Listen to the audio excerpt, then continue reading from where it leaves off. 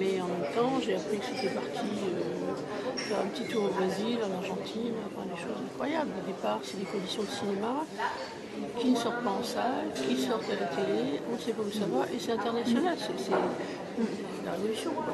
Alors il y a des réalisateurs aussi, un cinéma qui se sont mis, et même des grands noms qui se sont mis à la fiction et à la série télé. Non mais il faut arrêter Versailles, côté clivant des choses, quoi. Il faut quand même un petit peu se mélanger, un petit peu comprendre que les gens aussi ont besoin de cette chose comme ça, qui vient chez eux, qui les rassure, qui les amuse, qui les agace, et où il y a quand même une continuité.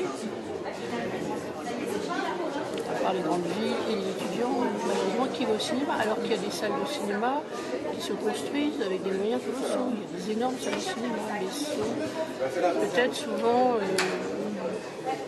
réservées aux grosses machines américaines qui sont un peu débiles, hein, pour bien le dire, assez abrutessantes. Ce qu'on appelle aimablement le cinéma d'action, qui vous explique comment buter votre voisin le plus rapidement possible avec des explosions.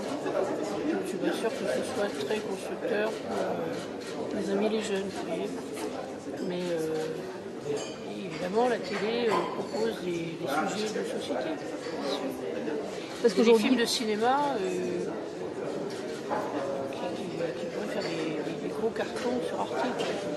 On le voit dans les sujets traités aussi, hein, sur les fictions. Alors il y a le traditionnel aussi policier, il y a des très très bons polars, mais il y a aussi des séries ou des fictions qui s'emparent de sujets, on le voit sur Luchon, de légitime défense, déni de grossesse, inceste, etc., qui n'hésitent pas à s'emparer de thèmes de société, aussi des sujets graves, ce qui n'était pas le cas il y a quelques années. Oui, c'est ce que je veux vous dire. Je veux dire, au cinéma, ça ne va pas attirer les gens. Le cinéma, ce qui attire les gens, c'est les grosses machineries, les films pour enfants.